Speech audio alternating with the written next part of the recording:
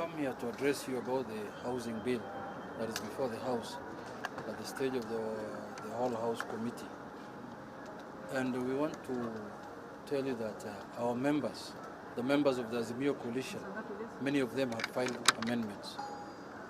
And they had filed amendments as early as yesterday and today morning. But unfortunately, it looks like there is instructions.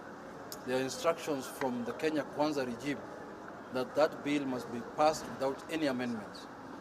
And for that reason, they are not listening to any logic. They are not listening to any amendment that can improve the bill. They are not listening to any issue that can make life better for Kenyans.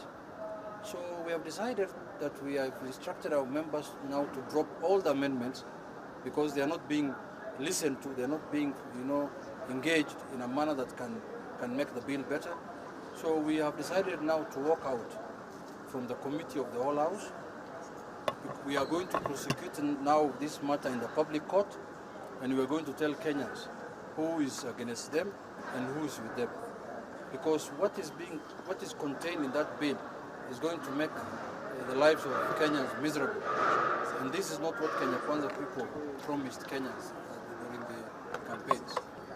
So this is not a law-making process, as Honorable Otiende has said. This is a rubber stamping process. A bill has been manufactured elsewhere, brought it to Parliament, then it went through some, charade of public participation here and there, listening to the views of the people, and now it is being passed here, just like the way the security bills were passed in the year 2014. That it must happen, it must go through, it must be implemented. I thought the law is being made for all Kenyans, irrespective of which party you belong to, irrespective of how you voted. It's a law that's going to affect all Kenyans. So views, members of parliament here are sent by different people, different parties. So their views matter. The people who are in Azimio's views matter on every bill, because the bill is not going to affect, when it is assented to and it becomes an act of parliament, it's not going to affect only the Kenya Kwanza people. It's also going to affect all other Kenyans, including the Azimio people. So for that reason, we think if Parliament continues doing business in this manner, then we are going to have a problem as a country. But it's a matter that we intend to address holistically in the near future. So with those few remarks, I want to tell you, instead in participating in a rubber stamping process, in a legitimate process. So I think I can allow other members to say something. This morning in my office as the whip, I had a meeting with our members who voted yesterday, yes, who voted with the bill. And they told me a very, very disheartening story. They told me that they were coerced, they were intimidated, they were told that projects that are going on in their constituencies will be stopped by the executive. Some of them told me they were called by executive members, senior executive members like PSS and ministers from the counties they come from, and told them that if you don't vote in this manner, then there is no development you are going to get. Even the little food they are distributing, some of them is out of hunger. They were told even the rice and the beans that we are sending to your constituents will be stopped. How? How can we do that? Honestly, how can we do that? What kind of strong arm tactics is that? I'm really in deep shock today that in 2024, the government of the Republic of Kenya can use that kind of tactics to make members of parliament vote in certain way. Members of parliament must always vote with their conscience, especially the members of parliament in the Azimio side. They must be allowed to vote with their conscience, they must be allowed to vote in accordance with their party position, and they must be allowed to vote what their constituents want. But if you are going to threaten them, intimidate them, their people are taxpayers. Taking development to members of parliament, areas represented by Azimio, is not a favor, it's a right. Their constituents, their people also pay taxes, just like the constituents, members of Kenya Kwanza pay taxes. So today I was really shocked, because I wanted to de-whip some of them, but some of them came crying on their knees and told me, my friend, I had a project going on in my constituency, and I got a phone call the previous day, and I was told, if you don't vote in this manner, we are going to stop that project in your constituency. I told him, stand up, don't worry, go and serve your people, but next time, don't listen to that, because We are going to make it very clear to the Kenyans that it is your right to get development and it is your right to be served with your taxes. Let me explain our complaint, and then as the group has explained. Our first complaint is rushing the bill. You realize that this is only the third bill, the third day since the bill was introduced. It was introduced last week on Thursday, which is the last day of sitting. Yesterday was Tuesday, and today is Wednesday. The idea of having a bill that is as important as it is, fast-tracked within 3 days, is a matter of national concern. And for those of you who will watch, you will see that all of us members here who were present yesterday during the second reading were denied the opportunity. I was the only one allowed by the speaker to speak because I had made a special intervention, so that the voices of all of us who are here, the voices of their constituents, has not been heard. The second problem with the bill is that it's coming at a time that there was a court case that had declared the previous provisions within the Public Finance Act unconstitutional.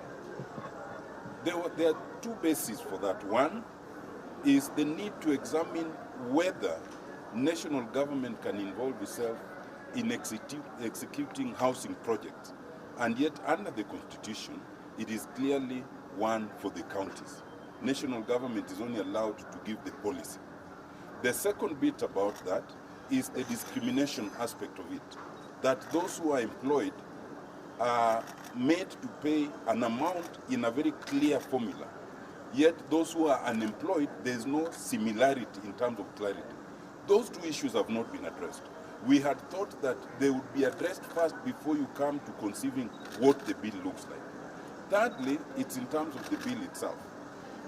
As conceived, it is totally unclear on everything. It is unclear on who's to benefit, yes. It is unclear on whether it is meant for ownership or renting. It is unclear on whether it's just for Kenyans or non-Kenyans can benefit. It's unclear on whether any of us can own 1,000 units to the detriment of others. It's unclear on so many things. So we had thought that again we would have a sit down and agree on clarity in terms of what we want. That has not been done. Now lastly, we had thought that even if they are to overlook all those things, there are certain technical things in which you can usually improve a bill, including, and as you know, they are seeking to tax the gross income, not net, gross. And we had thought that some of these things are almost commonsensical, that you can at least agree to disagree in principle, but you can tidy up the bill. So in good faith, we had proposed, as explained by Honorable Junet, a number of amendments. But it has become clear to us that the instructions that have come is to reject everything that comes by way of proposed amendment from our side. And that brings us to our last complaint. To have an August House, a parliament that receives instructions from the executive, and once it receives those instructions, it cannot execute its mandate under the Constitution, is to have a failed parliament. And therefore, the process that is going on is purely robotic, it is meaningless, it is prejudged, it was agreed in Naivasha. And that's why we've seen no purpose in continuing to legitimize it.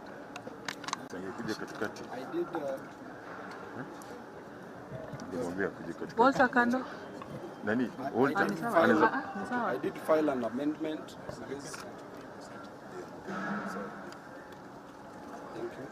I did file an amendment to this housing levy bill that the Speaker has since denied its admissibility, and that is one of the reasons why we've decided to walk out. Number two, as we say, housing is not an issue of concern to Kenyans. Kenyans have serious things ranging from unemployment, high cost of living, to high cost of education that should be discussed on the floor of the Parliament. Housing is a private good that should be left to Kenyans to decide on their own by providing jobs and letting them build their own houses. The government's role is to create an enabling environment so that Kenyans can build houses for themselves. The sole responsibility of the government is to work on the public goods, not private goods. Public goods like roads and merit goods like education and also facilitating the consumption of health and education. Otherwise, we are not in support of this, because this bill is meant to defraud, to pilfer, to steal money from Kenyans. Thank you. Said almost everything. But let me just put it this way, that what Kenyans are witnessing and staring at is, what Kenyans are witnessing and staring at is dictatorship by William Ruto. I've said this before and I want to repeat it. This is the real Ruto. The Ruto we have seen for the past 12 or so months is a fake one. This is the Ruto, a dictator, one who does not care so long as his interest is served. This housing levy is serving no other person's interest but Ruto's interest. He is determined to push it, whether Kenyans like it or not, whether you are crying, he does not care. This bill is not good for Kenyans, and they know it. It's not that the executive does not know, but they still insist in pushing it, whether we make noise or not. Now, my final comment would be, I want to thank the leadership of Azimio. There was no reason why we should participate at all in the committee of the whole house, because this is already determined. So walking out is the right thing to do. Let us meet elsewhere. First, maybe court. Two, I think Kenyans may go back to where we came from. Because if we have to be pushed this way, tomorrow you don't know what will happen. Let me just mention something that is very interesting, and Honorable Otiende Amollo mentioned it. That now any Kenyan, whether you are a farmer or you sell clothes, mutumba, or whatever you do, the government has the right to calculate 1.5% of your gross earnings, not net, gross earnings, and deduct that as housing levy. What we are doing is simply setting Kenyans against the KRA. They will come to your doorsteps and start demanding for housing levy from you for I don't know what source of income. Thank you. I have a question.